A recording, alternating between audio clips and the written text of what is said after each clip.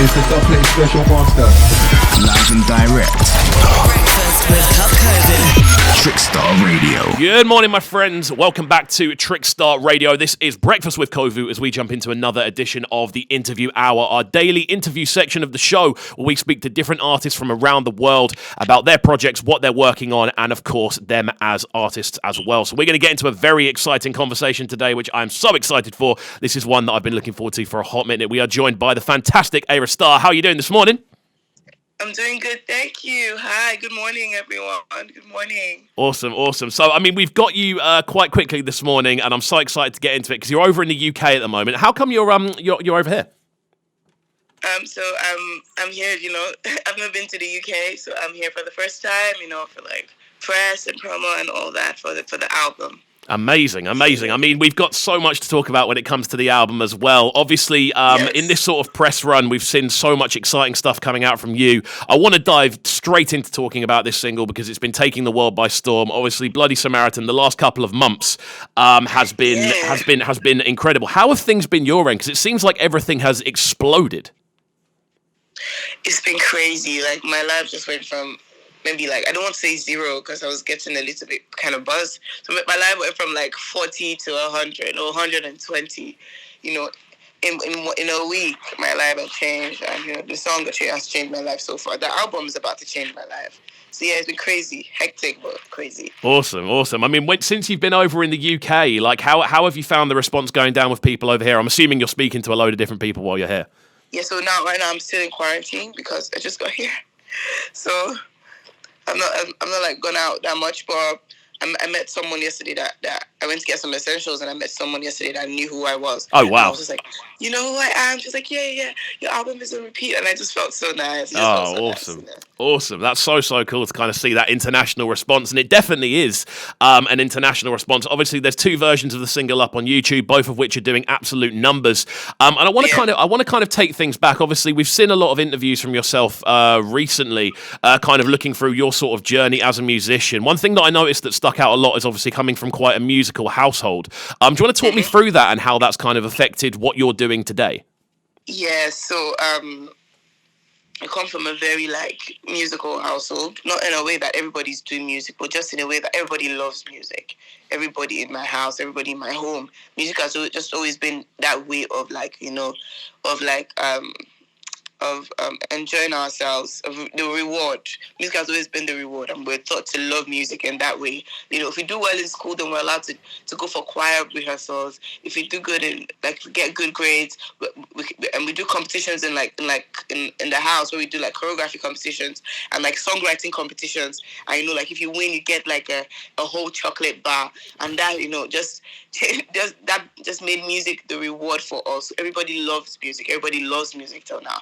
So that's why every my family members support me so well. They're behind my back. If I get new followers, they're like, "Oh, you just got to 900k followers." If I hit 1 million on YouTube, they're like, "Oh, you just hit 1 million." They're the ones telling me if I hit something because I usually don't know.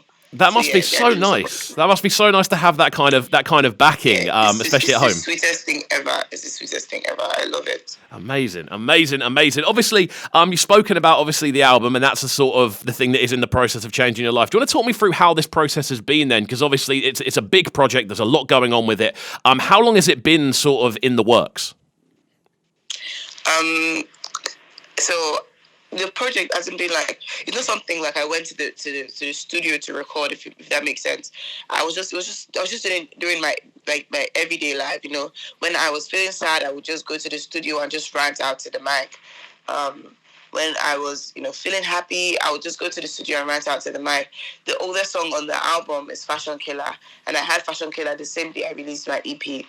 So the rest of the songs, is just something that I just found solace in recording. Every song there has been therapy for me. Amazing. I mean, this is the thing. When we kind of listen through people talking about their album projects and the sort of things that inspire them, often there's sort of different things going on. But I love the fact that yours is so sort of focused around almost your sort of family backing you, and then obviously using it as kind of therapy. Is there a moment when you were putting the album together that really sticks out to you as kind of going okay, we're definitely onto something here? Yeah, so I knew my album was going to be 19 and Dangerous 2 years ago. And my album was going to be 19 and Dangerous. I just liked the name. I was like, 19 and Dangerous. I didn't know what it meant yet. I just know I liked 19 and Dangerous. I remember the day I recorded the first song, the Gen Z anthem.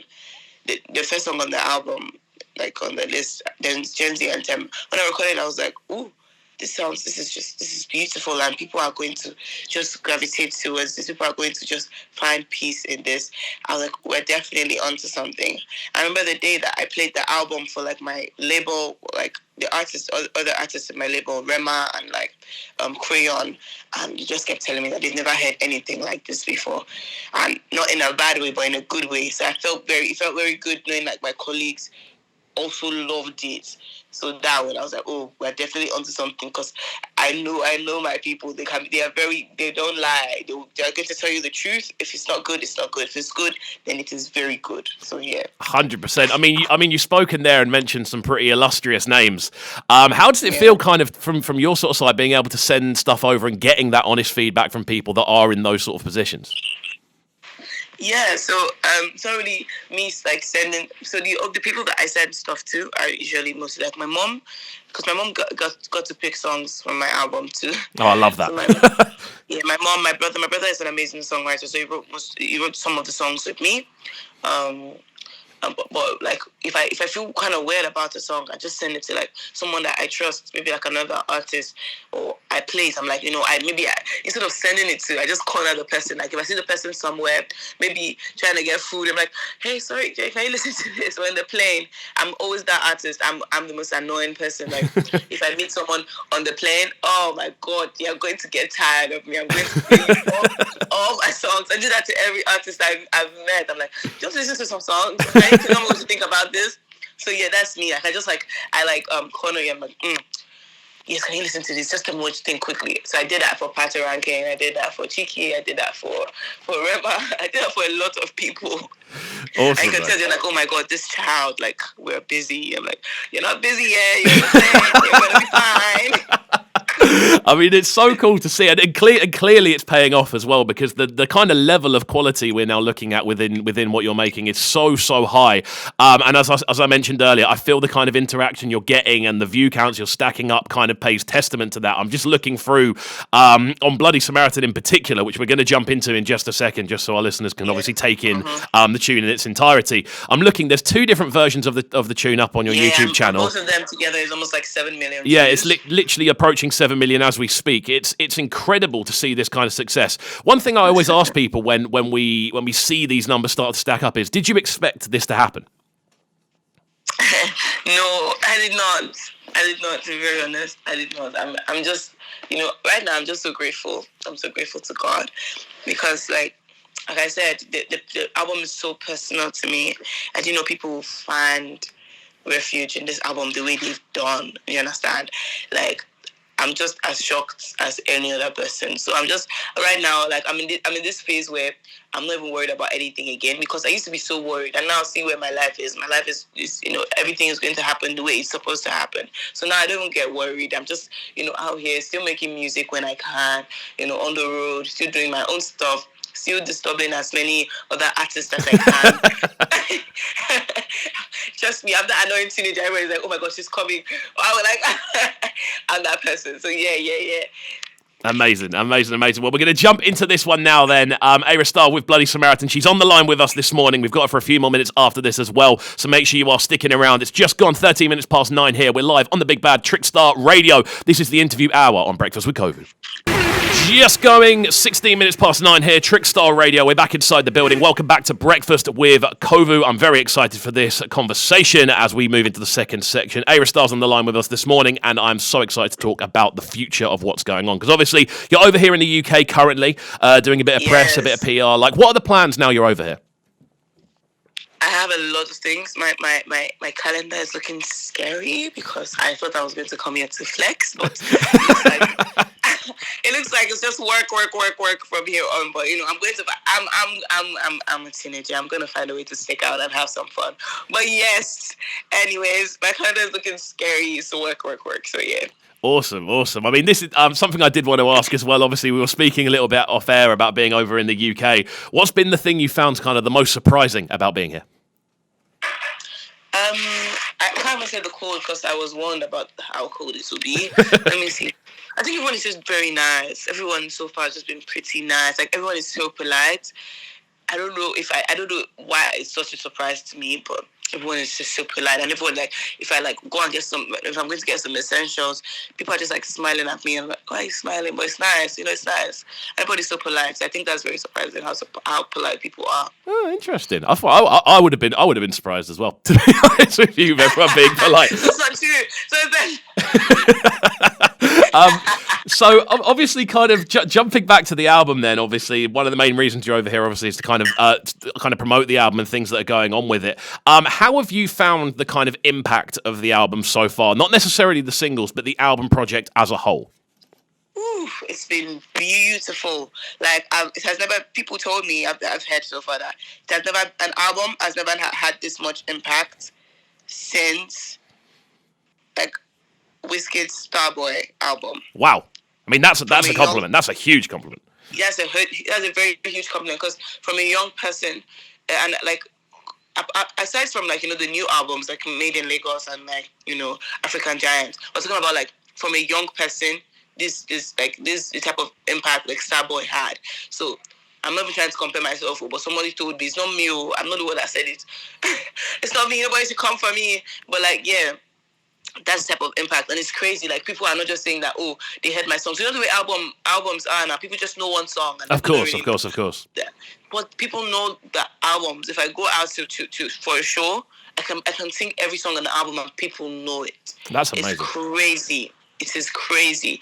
So it's nice that people just don't know one song. People know the whole message, the whole 19 and Dangerous. Definitely. Yeah, I mean, the interesting thing with that is as well, with the impact that the singles have had, it almost feels like it would look like it'd be inevitable that the actual album as a whole would almost take a little bit of a back seat, but it seems like it's almost gone the complete other way.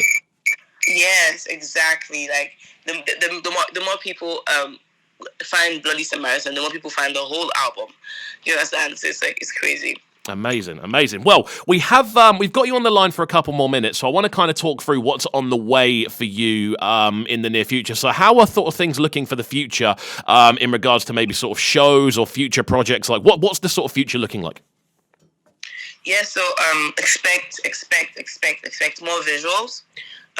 Expect more verses in other people's songs. So, I got some features coming out soon. So that's exciting.